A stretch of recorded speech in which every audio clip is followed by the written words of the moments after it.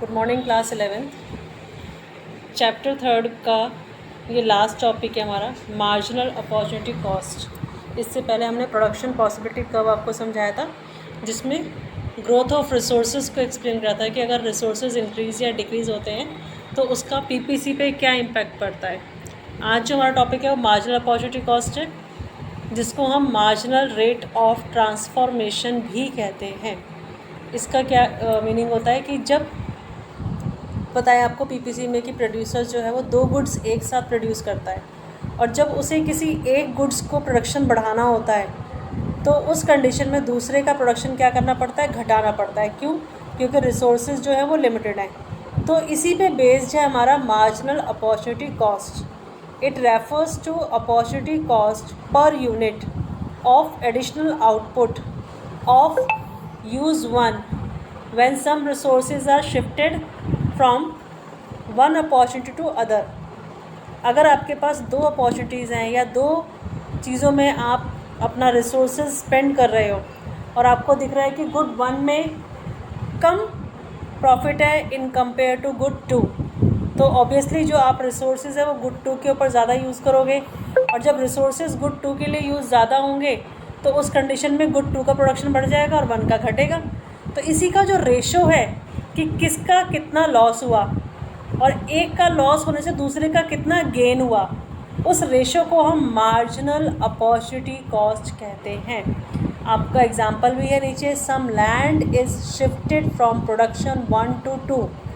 1 production 1 crop 2 है, crop 1 and 2। Crop 1 का जो लैंड है, जो उसके हिस्से में ज़मीन थी, उसमें से कुछ ज़मीन हमने क्रॉप 2 के लिए दे दी, तो 1 का प्रोडक्शन घट गया, डिक्रीज़ हो गया कितना, 50 टन से। और जब हमने 1 की जगह 2 में लैंड का यूज़ करना शुरू कर दिया तो क्रॉप 2 का जो प्रोडक्शन है वो इंक्रीज़ हो गया कितना, 25 टन से।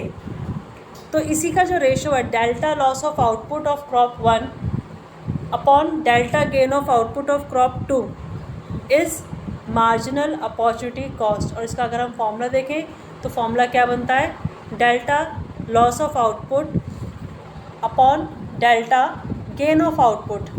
ये हमारा मार्जिनल अपॉर्चुनिटी कॉस्ट है। इसको ही डायग्रामेटिकली रिप्रेजेंट करना हो तो डायग्राम भी नीचे एक्सप्लेन करा हुआ है। Opportunity cost of 1, opportunity cost of 2। 1 में हमारा क्या है, 0 to S और 0 to R। 2 में क्या है, 0 to L और 0 to M। मीन्स कि जब हमारा पहले क्रॉप 1 का प्रोडक्शन था OR तक, उस टाइम पे क्रॉप 2 का प्रोडक्शन है OL तक। फिर क्रॉप 2 का प्रोडक्शन OM तक लाने के लिए हमें क्रॉप 1 के प्रोडक्शन में सेक्रीफाइस करना पड़ा।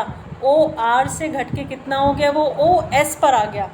तो लॉस हुआ ना R to S का।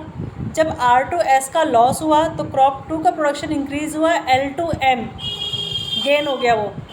जब तक क्रॉप 1 का लॉस नहीं होगा क्रॉप 2 का गेन नहीं हो सकता।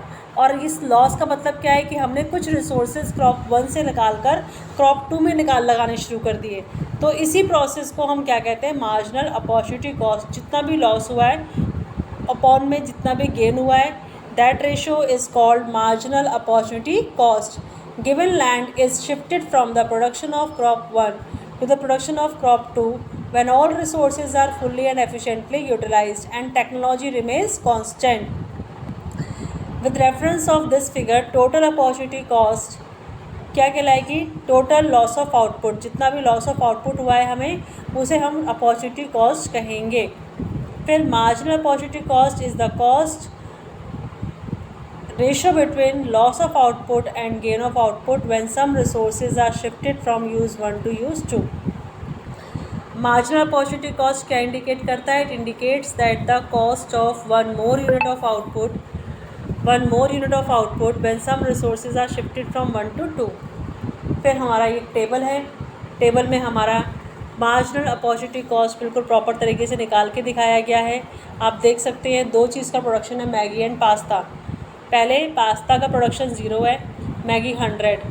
फिर पास्ता प्रोडक्शन बढ़ा 25, लेकिन कब बढ़ा, जब मैगी का प्रोडक्शन घटा। तो मैगी घटता जा रहा है, पास्ता प्रोडक्शन बढ़ता जा रहा है, तो मुझे हर लेवल का MOC फाइंड करना है, मार्जिनल अपॉर्चुनिटी कॉस्ट निकालना है, जिसका फॉर्मूला है delta loss of output upon delta gain of output. तो नीचे टेबल है, टेबल में कैसे कर रखा है आपको, Maggi one side, pasta one side, MOC। हमेशा जो फर्स्ट हमारा होता है प्रोडक्शन, फर्स्ट लेवल प्रोडक्शन होता है, उसका हम MOC फाइंड नहीं कर सकते हैं। रीज़न, मैगी का प्रोडक्शन 100 है, पास्ता का 0 है। उससे पहले क्या था वी डोंट नो, हमें नहीं पता।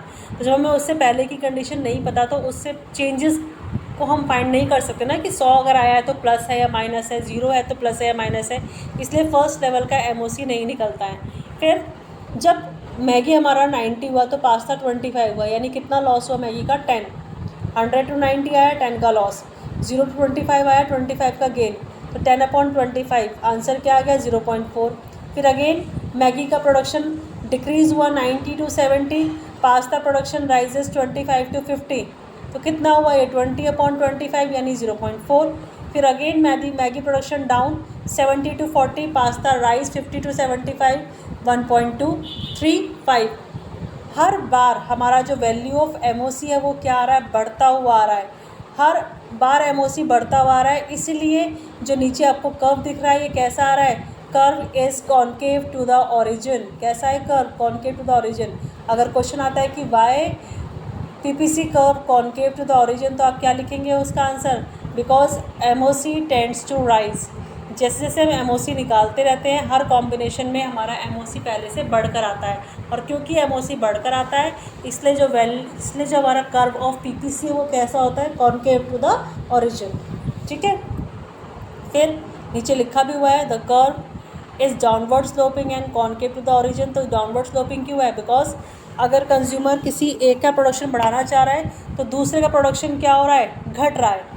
तो इट शोज़ नेगेटिव रिलेशनशिप, तो इसलिए डाउनवर्ड है। कॉन्केव क्यों है, rising opportunity cost reflect that as more and more of Maggi is sacrifice for additional pasta then the term of Maggi per unit of pasta produce rises. तो ये हमारा topic था। इसमें आपका ये लास्ट टॉपिक था चैप्टर का। अब हमारा central problems of an economy chapter complete हो गया है। नेक्स्ट वीडियो हम आपको दिखाएंगे कंज्यूमर्स इक्विलिब्रियम चैप्टर है उससे related. Fine, thank you class.